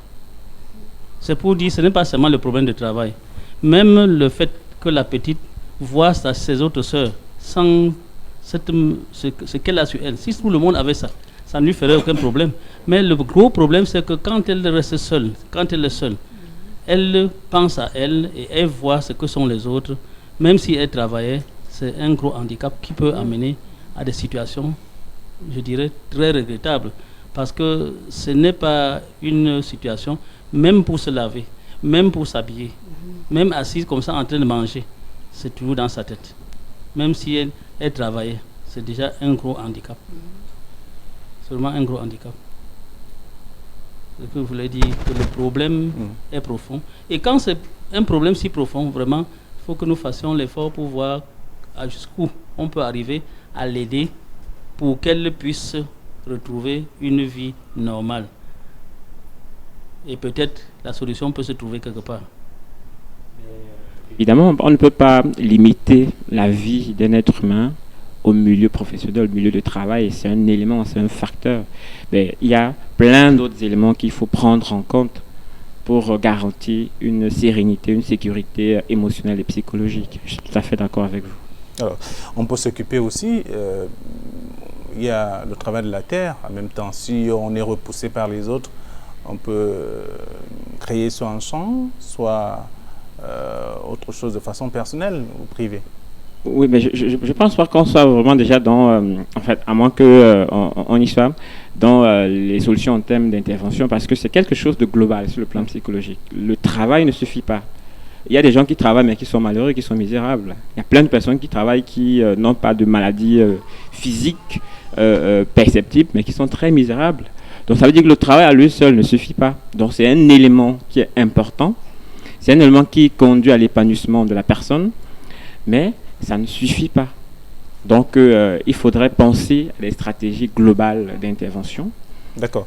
Alors, Dr Melidi, nous avons 3 cas ce soir. On a suivi, on a écouté les uns les autres. Il y a Hans qui est là avec son problème. Vous avez donné... lui, il n'a jamais eu le nom, ou alors connu le nom de la maladie qui le dérange, puisqu'il dit également avoir fait le tour des hôpitaux. Peut-être il n'a pas toqué à la bonne porte pour savoir exactement ce qu'il a, mais il a subi déjà une opération qui n'a pas apporté la solution à son problème. Excusez-moi, Hans, c'est l'adulte. Oui, c'est l'adulte. Oui. Oui. Alors, qu'il s'agisse de l'adulte ou qu'il s'agisse des enfants, c'est probablement, comme d'habitude, une prise en charge qui doit être multidisciplinaire. Alors, contrairement à ce qui se passe pour la kéloïde, chez Hans, puisqu'il s'agit d'une neurofibromatose de type 1, la chirurgie est la pierre angulaire du traitement, contrairement au kéloïde. La chirurgie est la pierre angulaire du traitement. Mais cette chirurgie n'apporte pas toutes les satisfactions que l'on peut espérer. Cette chirurgie s'adresse surtout à la grosseur ou à la tumeur la plus importante, que nous les médecins nous appelons la tumeur royale. Et ici, apparemment, c'est vrai que je ne l'ai pas examinée, mais chez lui, on pourrait considérer que la tumeur royale est cette tumeur maxillaire qu'il présente, cette tumeur de la face qu'il présente. On pourrait considérer que c'est elle la tumeur royale. Et c'est elle qui demande la chirurgie et c'est elle qui répond bien à la chirurgie. Le reste, on ne peut pas tellement avoir recours à la chirurgie parce que, c'est vrai que je ne l'ai pas examiné, mais dans cette maladie, on a de nombreuses tumeurs sur la peau. La peau est parsemée de tumeurs. Donc, on ne peut pas se permettre d'enlever toutes les tumeurs ou de pratiquer l'exérèse de toutes les tumeurs parce qu'elles vont laisser de nombreuses cicatrices sur la peau. Mais au moins, l'exérèse chirurgicale de la tumeur principale, la tumeur royale, apporte beaucoup de réconfort et apporte une meilleure qualité de vie. Ça, c'est sûr. Alors, pour les enfants qui présentent des kéloïdes, pour moi, il y a 2 ou 3 règles d'or. Hein. La première règle d'or, peut-être que je vais contrarier mon confrère qui est chirurgien. La première règle d'or, ne jamais recourir à la chirurgie isolée. Jamais. La chirurgie isolée, ce que j'appelle la chirurgie isolée, c'est-à-dire la chirurgie comme seul acte d'intervention. Jamais. Lorsqu'on opère, quelle que soit la compétence du chirurgien, quelle que soit la qualité des pansements que l'on fera après, quels que soient les nouveaux pansements, qu'ils soient au silicone ou à autre chose que l'on va utiliser après, ça va repousser et ça repousse toujours plus vite et plus gravement et c'est beaucoup plus symptomatique. C'est bien ce que la mère a décrit tout à l'heure quand elle dit que lorsqu'on a opéré l'enfant, c'est un peu comme si on avait à nouveau réveillé la maladie. Donc, quelle que soit la compétence du chirurgien, quelle que soit la qualité des pansements, ça va repousser et ça va repousser plus gros et plus vilain. Les jeunes filles qui se percent les oreilles souvent tard et qui développent donc des kéloïdes au niveau des lobes des oreilles connaissent ça bien parce qu'on est très tenté d'opérer ça et quand on opère, elles voient bien que ça récidive très vite et que c'est beaucoup plus grave que par le passé. Ça, c'est la première des règles. Ne jamais recourir à la chirurgie isolée. on peut recourir à la chirurgie à condition qu'elle soit associée à d'autres méthodes sur lesquelles on pourra revenir éventuellement tout à l'heure si nous avons le temps. La deuxième règle d'or, c'est que les pansements, ça ne marche pas. C'est-à-dire tout ce qu'on applique localement, qu'il s'agisse des crèmes, qu'il s'agisse des pommades, qu'il s'agisse parfois des bandages compressifs, ça ne marche pas. Lorsqu'une kéloïde a programmé de se développer, elle va se développer, quels que soient les obstacles qu'on va lui mettre, elle va se développer. Même si on plaque du fer, dès que vous allez enlever le fer, la kéloïde va en quelque sorte se développer. Et même les comprimés, parce que les kéloïdes en général, elles démangent intensément. Il y a un prurite intense. Tous les comprimés que l'on va donner ne pourront pas calmer ça. Donc la solution, c'est les injections essentiellement. Mais on va revenir là-dessus. Je voudrais en profiter, comme j'ai le micro, avant de le laisser, pour dire qu'en réalité, la chose la plus importante, et c'est la troisième règle d'or et qui est peut-être la plus importante, c'est la prévention. Surtout chez les enfants. Dans la plupart des cas, chez les enfants, les kéloïdes se développent à la suite des brûlures. Et la plupart du temps, ces brûlures-là se passent autour du feu. Donc, ce qu'il est important de lancer comme message, c'est que chaque fois que le feu est allumé quelque part, il faut absolument que les enfants en soient éloignés. Absolument. Car il faut absolument prévenir ça. Si on prévient ça, on aura très peu de tableaux comme ceux qui nous sont présentés ce soir. Alors, c'est le cas par exemple de Dora, la petite de 6 ans, qui a connu cette brûlure parce qu'il y a eu l'essence versée sur du feu et il y a eu la flamme. Le feu a donc brûlé une partie de son visage. C'est ce qu'on a présenté tout à l'heure. Oui, tout à fait. Je termine rapidement pour compléter. Tout à fait. Alors, il peut s'agir de ça. Parfois, c'est de l'eau chaude. Parfois, c'est de l'huile chaude. Parfois, c'est de la sauce chaude. Mais souvent, ça se passe autour de la cuisine, la cuisinière, le feu de bois. Ça tourne autour de là, au moment où on faisait la cuisine ou au moment où on chauffait de l'eau. Donc, dès qu'on allume le feu, il faut absolument éloigner les enfants. Les enfants ne doivent s'approcher sous aucun prétexte, quel que soit ce qu'ils veulent dire à la maman. Ils ne doivent absolument pas s'approcher. Oui. Oui. Vous vouliez ajouter quelque chose ou parce que j'avais également une question à poser. Ce qui concerne la petite Dora, c'est même pas moins que par la suite, elle a développé le kéloïde. C'est des cicatrices rétractiles. Ce n'est pas la même chose que le kéloïde. C'est-à-dire qu'il y a des gens, par exemple, qui sont brûlés au niveau de la main et il se forme un tissu fibreux qui plie le doigt. Ce n'est pas une kéloïde, c'est des cicatrices rétractiles. C'est différent. Et comme il a dit, la prévention n'est pas seulement d'éviter le feu. La prévention est aussi au niveau des pansements, des types de pansements, quand quelqu'un vient avec une brûlure ou bien une plaie d'abrasion. La technique des pansements empêche l'apparition de kéloïdes si quelqu'un sait bien faire le pansement. On ne doit pas faire le pansement avec n'importe quel produit et de n'importe quelle manière. J'ai bien des personnes qui ont été brûlées. Je suis médecin de la brûlure continue. Les gens sont brûlés à des températures de 1700 degrés que j'ai eu à soigner. Aucun n'a développé de kéloïdes ni de cicatrices rétractiles. Mais chez l'enfant ici, c'était une cicatrice rétractile qui avait déformé même la lèvre. Et autre chose en dessous, le muscle obturateur de la bouche a été perdu lors de la brûlure. Donc c'est une plastique qu'il faut faire ici. Ce n'est pas un problème de kéloïdes. L'infiltration, ça ne va pas résoudre le problème. Alors, Dr Melody l'a évoqué, parlant notamment des kéloïdes qui démangent essentiellement. C'est la chaleur ou alors c'est avec ou sans chaleur que ces kéloïdes démangent? La démangeaison, c'est un phénomène lié à l'irritation de la peau. On dit que la démangeaison, c'est une douleur atténuée. C'est une douleur qui est atténuée, due au fait que la peau est régulièrement irritée et la personne sent des démangeaisons. C'est un degré infime de la douleur qui se traduit par les démangeaisons. Oui, bon, je vais donner le point de vue du dermatologue.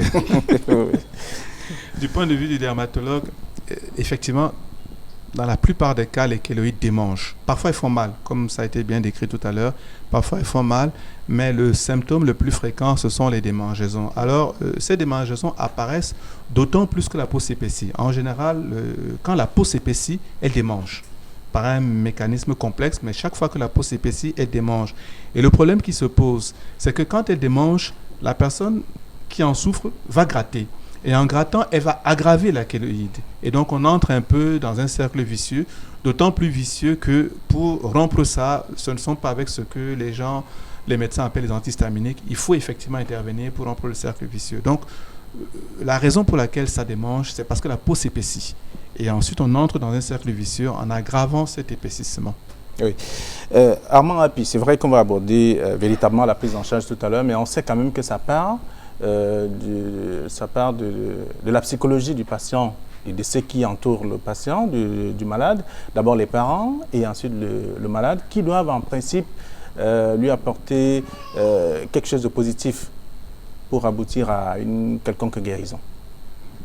Mais effectivement, lorsque on est dans un environnement, cet environnement social doit pouvoir nous apporter un minimum de réconfort et de bien-être pour que nous puissions nous sentir présents, pour que nous puissions nous sentir acceptés, pour que nous puissions nous sentir vivants.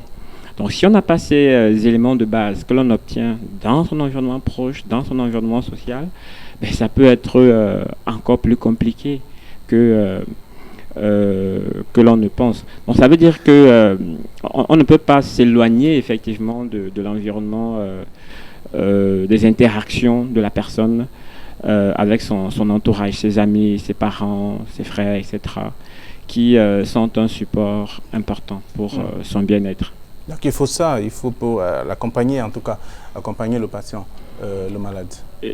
Et parfois dans des situations comme celle-ci, cet environnement également est affecté par la situation de la personne. Et ça fait que si on n'a pas les bonnes informations, si on n'a pas, si on ne sait pas ce qui arrive à notre enfant, ou bien à notre frère, ou bien à notre parent, etc., on risque de ne pas voir, pour la plupart du temps, bien dans la plupart des cas, la bonne réaction qui permettrait d'être plus protecteur comme problème pour la personne. On a vu peut-être l'environnement tout à l'heure dans le reportage, dans lequel en tout cas il y a l'enfant, les parents et autres. C'est à cause notamment aussi de ce ravin qui traumatise les parents, en même temps ces parents qui manquent de moyens.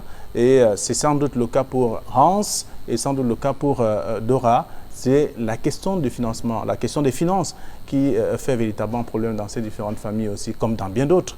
On sait que l'argent, c'est le nerf de la guerre. Il en faut pour pouvoir résoudre un certain nombre de problèmes, même si ce n'est pas forcément la guérison. Non seulement il faut de l'argent, mais il faut aussi avoir autour de soi, en termes d'intervenants, des personnes qui peuvent comprendre ce que vous avez et qui peuvent adapter des solutions par rapport à votre cas. Donc c'est vraiment quelque chose de global. Avoir l'argent, c'est bien, mais on peut avoir l'argent et ne pas avoir les bonnes réactions en termes d'intervention, en termes de pratique clinique. Donc tout ça va ensemble. Et il n'y a pas un qui soit vraiment au-dessus de l'autre.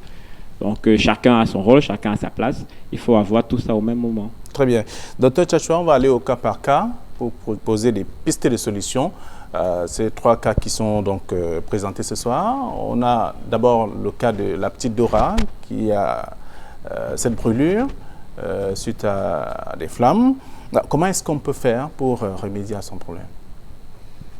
Effectivement, son problème en réalité ne peut être que chirurgical. Parce que tout produit cosmétique, quel qu'il soit, ne pourra pas rendre la peau de sa face lisse ou bien supprimer la traction de la lèvre qui s'est effectuée parce que ça a cicatrisé en mauvaise position et il y a une partie de muscle de la lèvre inférieure qui a été perdue soit par infection, soit directement par la brûlure. En dehors de ça, bien sûr que le confrère a dit ici, quand c'est le cas des kéloïdes, la chirurgie, ça ne suffit pas. Bien sûr, quand on opère les kéloïdes, si c'est vraiment des kéloïdes, il faut faire la radiothérapie. Parce que c'est une tumeur. Et comme toute tumeur, c'est dû à la prolifération anarchique ou désordonnée des cellules de la peau. Donc la radiothérapie faite à partir du 15e jour post-opératoire arrive à retarder, soit à supprimer totalement la repousse. Mais pour la petite, celle qui a les Blanchette. Blanchette, c'est assez embêtant. Parce que comment on peut arriver à faire la chirurgie à tous les niveaux et en plus en enlevant quelque chose ici, l'autre pousse ailleurs. La solution, si on se limite seulement à la chirurgie, c'est qu'il faudra tout simplement changer toute sa peau. Ce qui est impossible. C'est pour ça que j'insiste toujours qu'il faut aller chercher en profondeur la cause de ces kéloïdes multiples qui apparaissent. Vous voulez dire des examens approfondis? Oui, il faut encore chercher. Il faut encore chercher, faire les examens. Quant à la neurofibromatose le nom m'échappe encore. Le type 1 de Hans. J'ai prononcé le mot, Recklinghausen. C'est une maladie qui est aussi interne et qui se propage selon les fibres nerveuses. Bien sûr, il faut réparer parce que c'est inesthétique, l'état de son visage, mais il faut être sûr que la maladie ne va pas s'arrêter là. Il y a un traitement médical qu'il faut engager, mais c'est souvent décevant. Mais la première des choses, c'est parce que c'est tout son corps aussi, comme le cas de la petite, qui est envahi. Donc il faut trouver aussi le moyen. Et surtout, la psychothérapie est très importante. Parce que si vous travaillez sur quelqu'un qui est comme un morceau de bois, ça ne donnera jamais. Il faut que le malade accepte d'abord sa condition et accepte son traitement et croit fortement qu'il peut continuer à mener la vie de façon plus ou moins correcte. Alors, ça, c'est pour les 3 cas. Tel qu'il faut, la procédure qu'il faut, par exemple, pour pouvoir trouver des solutions à ces différents cas, quoi. La procédure, comme vous avez dit tout à l'heure, il faut les moyens financiers. Parce que tout ça engage vraiment des besoins d'argent non négligeables. Rien que même les examens qu'on pourra engager pour le cas de Blanchette. Ça peut arriver peut-être à des centaines de milliers d'argent. Ensuite, maintenant, il faudra peut-être chercher même à envoyer des échantillons en Europe pour qu'on analyse profondément et qu'on voit. Et si peut-être même on peut arriver à contacter un hôpital européen avec la photo de l'enfant, ils peuvent arriver à donner un coup de main. Parce que ça, vraiment, je dis que c'est des cas qu'on ne rencontre pas tous les jours. De ma vie, c'est la première fois que je vois ce cas. Très bien. Docteur Melody, vous voulez compléter ce que dit... quelque chose à ce que dit docteur. En insistant pour dire que c'est encore le point de vue du dermatologue. Oui. Le cas de Blanchette, celle qui a de nombreuses kéloïdes sur le corps, pour nous c'est très fréquent. On en voit beaucoup. Ce n'est absolument pas une surprise pour moi ou pour éventuellement d'autres dermatologues. Alors, pour la neurofibromatose de type 1, effectivement, la chirurgie occupe beaucoup de place. Le petit problème qu'il y a, c'est que cette chirurgie-là, lorsqu'elle est efficace et donne d'excellents résultats, n'empêche pas la récidive. C'est-à-dire que la lésion qui a été enlevée peut récidiver, peut revenir. C'est le petit souci qu'il y a. Mais la chirurgie a sa place, d'autant plus que les lésions sont très inesthétiques. Mais sur le plan pratique, j'aimerais dire, on dira peut-être que je prêche pour ma paroisse, mais sur le plan pratique, j'aimerais dire en premier lieu que la prise en charge nécessite effectivement l'implication de plusieurs spécialistes, y compris donc le psychologue ou le psychiatre, mais je pense que le coordonnateur de soins, celui qui doit organiser tout ça, doit être le dermatologue, parce que ça reste avant tout des affections dermatologiques. Donc c'est lui qui doit être le coordonnateur et dire à quel moment le patient doit aller chez le chirurgien, à quel moment éventuellement il doit aller chez le psychothérapeute. Ça, c'est sur le plan général. Sur le plan pratique, lorsque les kéloïdes sont éruptives, comme chez Blanchette, ou très nombreuses, très développées, c'est vrai que c'est un peu compliqué. C'est vrai que c'est un peu compliqué et on pourrait dire que la solution n'est pas toujours d'envoyer à l'étranger. D'autant plus que c'est une pathologie qui touche essentiellement la peau noire. Les kéloïdes, ça ne se voit quasiment pas sur peau blanche. C'est une pathologie qui touche essentiellement la peau noire. Et donc, du coup, les Occidentaux sont un peu désarmés face à cette pathologie. Et on pourrait presque dire que finalement, c'est nous, ou ceux qui ont l'expérience de la peau noire, qui ont les meilleures compétences pour traiter les kéloïdes en général. Et quand c'est éruptif, comme chez Blanchette, peut-être l'une des solutions les plus intéressantes pourrait être le laser. Petit inconvénient, on n'en a pas au Cameroun, on en a à l'étranger. Deuxième inconvénient, les lasers pour peau noire sont difficiles à trouver parce qu'en général, le laser entraîne beaucoup d'effets secondaires sur la peau des noirs. Donc, trouver un laser qui n'entraînerait pas des effets secondaires sur la peau noire, c'est pas facile. Et enfin, chose la plus importante, une séance de laser en Europe coûte à peu près entre 700 à 800 000 francs CFA. Et alors là, il faudrait plusieurs séances de laser. Mais c'est ce qui pourrait être intéressant. Lorsque les kéloïdes ne sont pas très nombreuses, l'option qui est intéressante et qui n'est pas coûteuse finalement, c'est de piquer une catégorie de médicaments que l'on appelle les corticoïdes dans la cicatrice. C'est finalement pas très coûteux, ça donne d'excellents résultats, surtout lorsque ce traitement-là est confié à des mains expertes, ça donne d'excellents résultats, ça a des petits effets secondaires qui peuvent être bien contrôlés si le praticien connaît bien son affaire. Et donc si je devais me résumer, pour ces gens qui ont des affections dermatologiques, la première porte à laquelle ils doivent frapper, c'est la porte du dermatologue. Donc il faut voir un dermatologue pour le cas.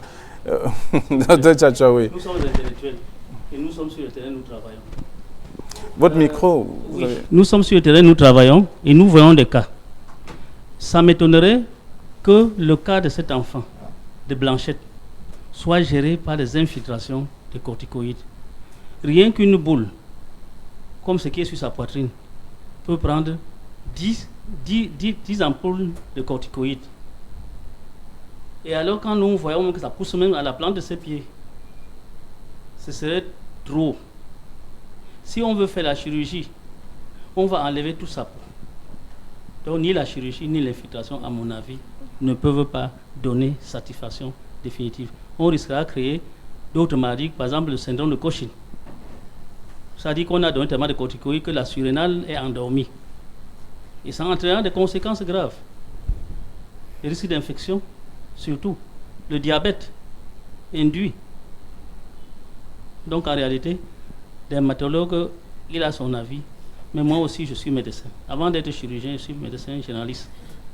La quantité de corticoïdes qu'il faut utiliser pour cet enfant serait énorme. Quant au frère ici, qui a la neurofibrillation de von Kleefhausen, lui, il en a partout sur le corps.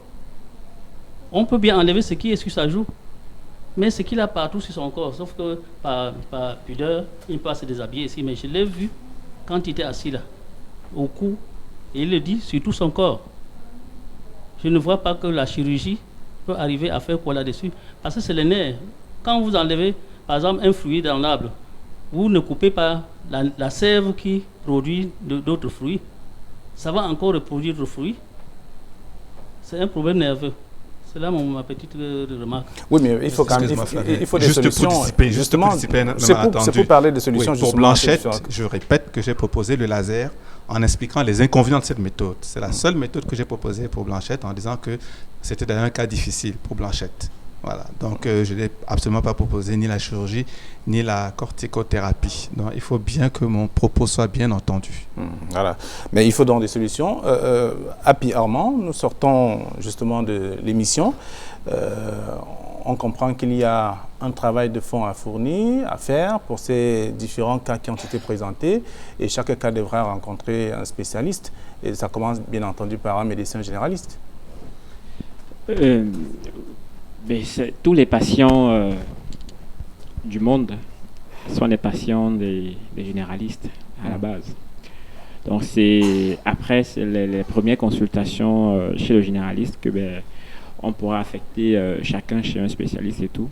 Mais la première chose à comprendre, c'est que le traitement, lorsqu'on veut qu'il soit efficace, peu importe la forme du trouble, peu importe la forme de la maladie, doit s'inscrire dans un modèle biopsychosocial. C'est-à-dire qu'on doit prendre en compte les facteurs biologiques qui peuvent rentrer dans l'explication et la compréhension du trouble, les facteurs psychologiques qui peuvent également rentrer dans l'explication et la compréhension du trouble, et les facteurs socio-environnementaux qui ont également leur rôle à jouer. Donc ça veut dire que lorsqu'on est en train de planifier la prise en charge, le dermatologue, spécialiste de la peau et tout, a une expertise qu'il doit faire par rapport au cas. Le chirurgien a une expertise qu'il doit faire par rapport au cas, et les autres intervenants, en fonction des besoins du patient, ont également une expertise à faire en fonction du cas. Si je dois maintenant ramener le problème à la psychologie clinique, il serait question ici de faire une évaluation globale, n'est-ce pas, du fonctionnement psychologique de la personne et voir jusqu'à quel niveau les difficultés ont pu, bien les troubles de la personne ont pu impacter son fonctionnement psychologique et émotionnel. Le trouble en lui-même, est-ce qu'il n'a pas laissé, par exemple, un trauma psychologique? Est-ce qu'il n'a pas laissé des troubles de l'humeur du genre dépressif? Est-ce qu'il n'a pas laissé des troubles anxieux? Est-ce qu'il n'a pas laissé des troubles du contact social et tout ça? Est-ce qu'il n'a pas laissé même quelque chose qu'on pourrait appeler, qui peut s'inscrire dans l'ordre de voilà, bon, prenons par exemple le cadre de la jeune dame qui, par rapport à ses difficultés, est en train de faire un échec scolaire. Et c'est sa scolarité et c'est son avenir qui sont mis en jeu. Donc ça veut dire qu'il est question d'abord d'évaluer tout ça, maintenant de rentrer dans la qualité de ses interactions avec son entourage familial. Comment est-ce que ces difficultés ont pu affecter ses parents, ses frères et sœurs? Quel est le type de contact qu'eux ils ont avec la jeune fille ou bien le patient, etc. Donc il y a tous ces éléments qu'on doit pouvoir évaluer. Et ce sont ces éléments qui nous permettront de définir plus tard les objectifs de prise en charge sur le plan psychologique. Le fait de venir à Regard Social et parler notamment aux téléspectateurs, c'est déjà un début de solution, on va dire. Puisqu'il faut se dégager. Il faut... Bon, parler, c'est une chose. Mais maintenant, de quoi est-ce qu'on parle? Comment est-ce qu'on parle? Quelles sont les relances qui sont faites, etc. Ça veut dire que parler, c'est quelque chose, mais derrière, il faut être sûr que les personnes à qui on parle ont une oreille attentive, nous écoutent. Donc le simple fait de parler, bon, ça peut rendre service, mais ça ne se limite pas à ça. Vous avez dit c'est un début de solution, oui, mais bon, derrière, il faut bien penser une prise en charge avec des objectifs clairs qui pourrait aider à structurer ou bien à remettre la personne sur les rails d'un fonctionnement psychologique acceptable et bénéfique pour l'avenir. Oui, Dr Melody, c'est pour sortir ces cas qui sont présentés ce soir. C'est sûrement pour demander de l'aide à nos chers téléspectateurs qui ont l'habitude d'accompagner les différents cas présentés dans cette émission, et ce sera davantage le cas pour ces derniers aussi, parce que tous viennent là pour chercher la solution. Oui, certainement. Je pense que ça permet de faire appel aux bonnes armes, ça permet de solliciter la générosité des Camerounais, même ceux qui sont dans la diaspora, parce que j'ai déjà eu des témoignages de Camerounais qui sont à l'étranger, qui suivent régulièrement cette émission et qui, à la suite de cela, envoient des dons.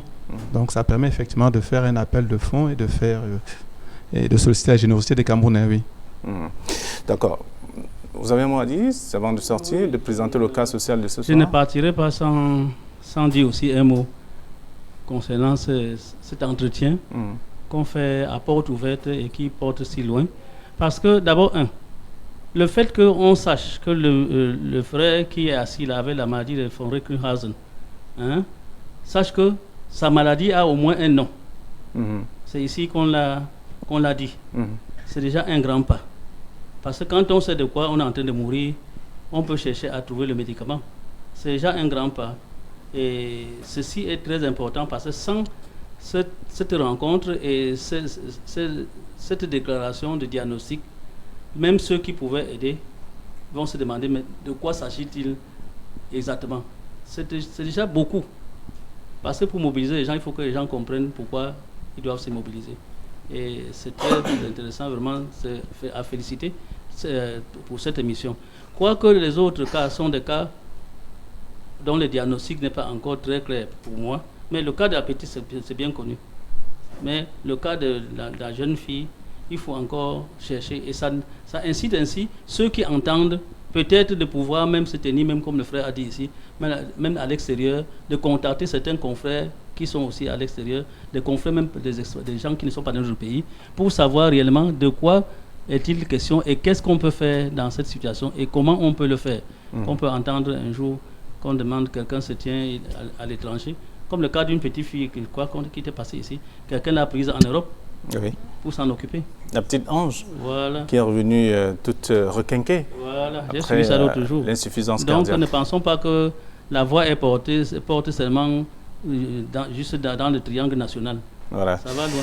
En même temps, vous êtes responsable d'une formation sanitaire, vous pouvez aussi vous engager à prendre en charge ou alors pour les premiers éléments. Il faut dire une chose, les premiers éléments, c'est le laboratoire pour moi et l'anatomopathologie pour les deux cas, là. Surtout le cas de la petite, qu'on ne se cantonne pas seulement vraiment. Le frère, il est habitué, qu'il m'excuse, qu'il m'excuse si je dis que c'est un cas vraiment rarissime pour moi. C'est son domaine, mais quand même, ça, il ne faudra pas toujours dire, il faut être toujours triomphant.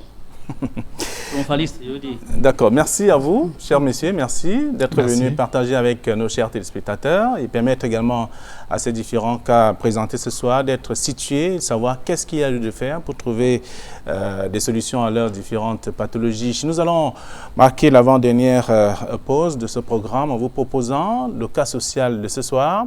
Et juste après ce cas, nous allons accueillir Irène Tembe pour la suite.